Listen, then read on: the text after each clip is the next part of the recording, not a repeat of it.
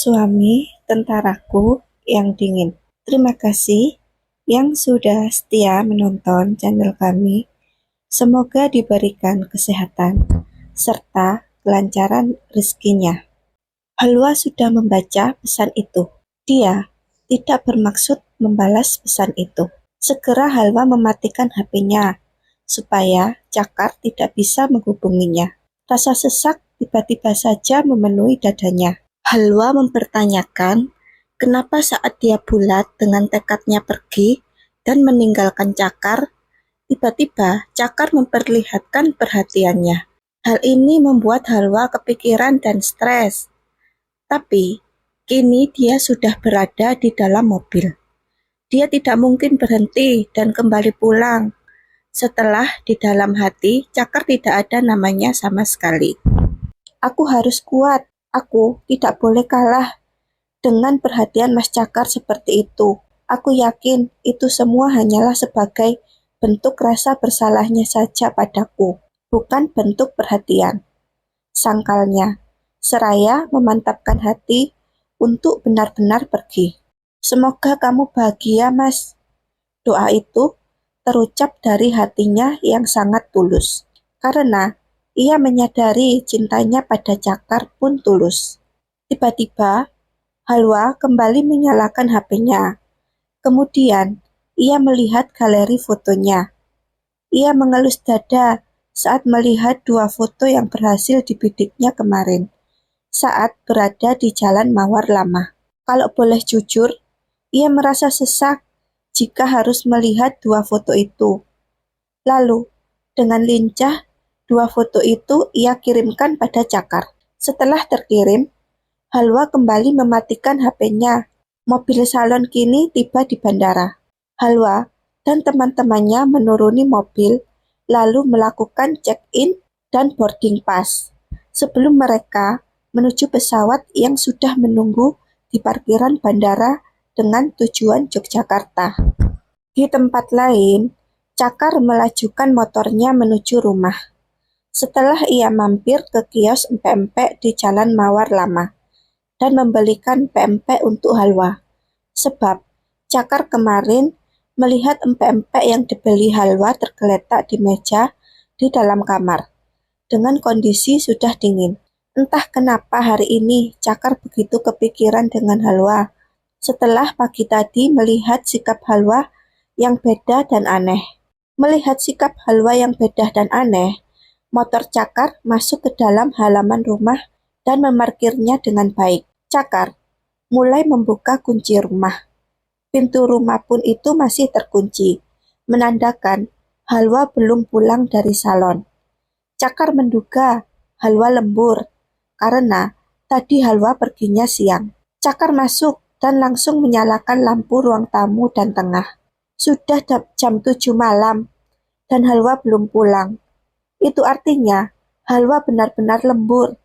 Terpaksa, ia harus menjemput Halwa. Ia tidak mau kejadian yang lalu saat Halwa akan diantar Aldian pulang terulang kembali.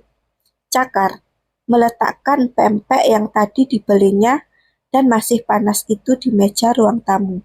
Kemudian, ia segera menaiki tangga menuju kamar. Ia harus mengganti bajunya dan bersiap. Cakar ke kamar mandi sejenak untuk mencuci wajahnya yang terasa lengket. Dengan cepat, ia sudah keluar lagi dari kamar mandi, dan kini ia benar-benar bersiap dengan tergesa.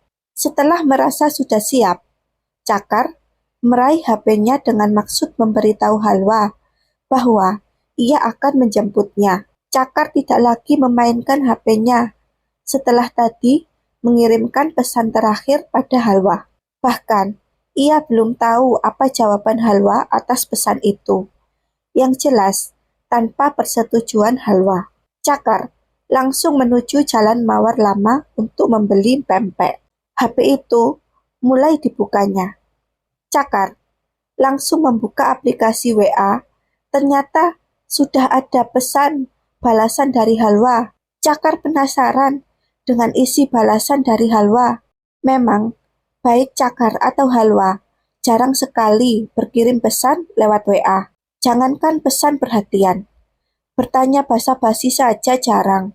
Pesan yang Cakar kirimkan tadi pagi merupakan pesan yang ketiga kalinya semenjak mereka menikah. Pesan itu dibuka. Cakar terkejut bukan main. Pesan balasan dari Halwa, melainkan Halwa mengirimkan dua buah foto dirinya dan Sersan Nilam saat berada di Jalan Mawar Lama. Dua pose saat dirinya ditarik Nilam menuju parkiran, dan pose di mana Nilam mendongakkan kepala keluar jendela lalu menjulurkan lidah ke arah Halwa.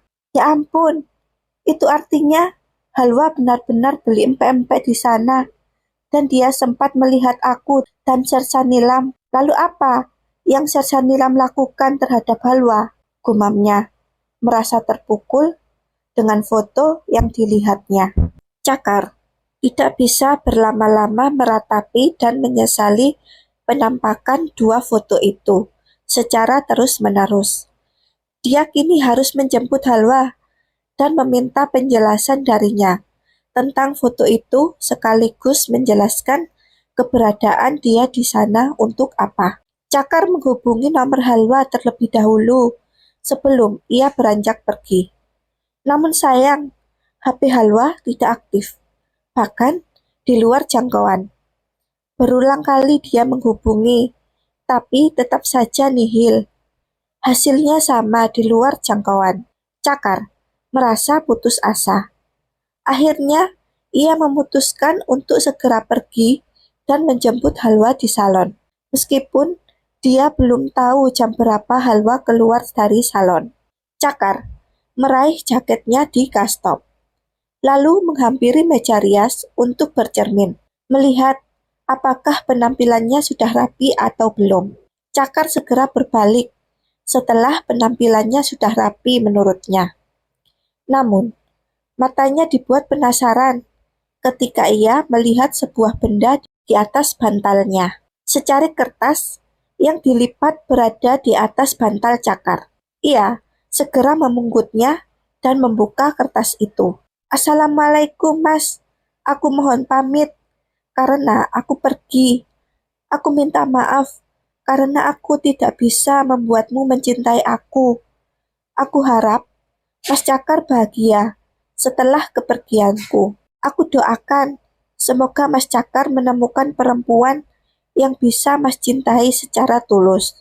Setelah aku sadar kalau di dalam hatimu tidak pernah ada aku mulai berpikir kamu sangat tersiksa dengan pernikahan kita ini. Aku memang bukan perempuan yang kamu inginkan. Dan aku bukan Mbak Sally atau perempuan-perempuan berseragam idamanmu.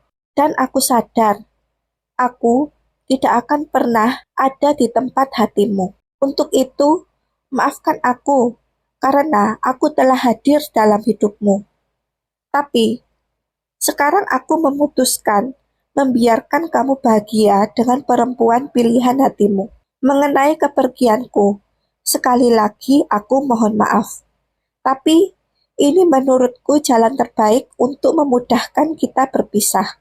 Aku yang pergi, dan ini bisa memudahkan Mas Cakar untuk menggugatku nanti. Dan aku mohon, jangan mencari aku. Wassalam, Halwa. Cakar meremas secari kertas itu. Air matanya tiba-tiba jatuh begitu saja membasahi pipinya. Halwa, tidak mungkin dia pergi. Dia tidak mungkin pergi jauh dari kota ini. Aku harus mencarinya. Halwa pasti bersembunyi di kota ini. Aku pasti menemukannya. Halwa, Halwa, teriak Cakar. Mencari Halwa di dalam seluruh ruangan rumah. Namun nihil, Halwa tidak ditemukan. Cakar terpuruk dan putus asa. Tubuhnya merosot dan terduduk di dapur.